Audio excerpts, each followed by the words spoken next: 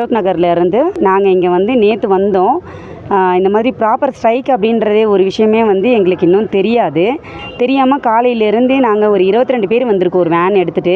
சென்னையிலேருந்து அங்கேருந்து up and down spare plus இங்கே இருக்கிற காட்டேஜி ஒரு நாளைக்கு 12 ஹவர்ஸ்க்கு மட்டும் 15,000 ருபீஸு. அது இல்லாமல் வேனுக்கு வேறு எங்களுக்கு அது ஒரு 30,000 ருபீஸு.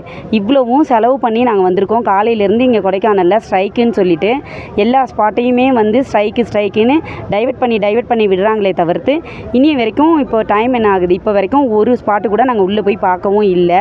நான் என்ன கேட்குறேன்னா, காவல்துறையினருக்கும் இவங்களுக்கும் டூரிஸ்ட் ஸ்பாட்டுக்கும் பிரச்சனை அப்படின்னா அவங்க 2 பேர் பேசி தீர்த்துக்கணும்.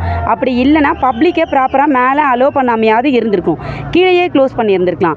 கீழே க்ளோஸ் பண்ணியிருந்தால் நாங்கள் இன்றைக்கி வேனோட ரெண்ட்டாவது எங்களுக்கு மிச்சமாக இருந்திருக்கும். அதுவும் இல்லை, ப்ராப்பர் ஒரு அனௌன்ஸ்மெண்ட் எதுவுமே இல்லாமல் ஏன் பப்ளிக் வந்து இந்த மாதிரி நாங்கள் ஏன் பாதிக்கப்படணும் அப்படின்றதான் எங்களோட கேள்வி. இன்னும் 5 நிமிஷத்தில் விட்டுருவேன் அப்படின்றாங்க. இப்போ வரைக்கும் 1 ஹவர் ஆகிடுச்சு. இப்போ வரைக்கும் எந்த சால்வேஷனும் இல்லை. ஆர்டிஓ வந்து பேசிட்டு போயிருக்கேன்னு சொல்கிறாங்க. இப்போ வரைக்கும் எதையுமே ஓப்பன் பண்ணியே விடலை. இந்த மாதிரி வந்து சம்மர் டைம், இது ஒரு வெக்கேஷனுக்காக வரோம். அப்படி இருக்கும்போது பப்ளிக் ஏன் இந்த மாதிரி தேவையில்லாமல் ஒரு டிப்ரெஷனுக்கு வந்து ஆளாக்குறாங்க அப்படின்றது வந்து எனக்கு தெரியல. இது கரெக்டாக எந்த ஆஃபீஸர்ஸ் இதில் வந்து தலையீடு பண்ணி இந்த பிரச்சனைக்கு சீக்கிரமாக ஒரு சால்வேஷன் காணணும் அப்படின்ற முறையில் ஆஸ் ஏ பப்ளிக்காக நான் ஒரு கோரிக்கையை வந்து கவர்மெண்ட்டுக்கு வைக்கிறேன் நான்.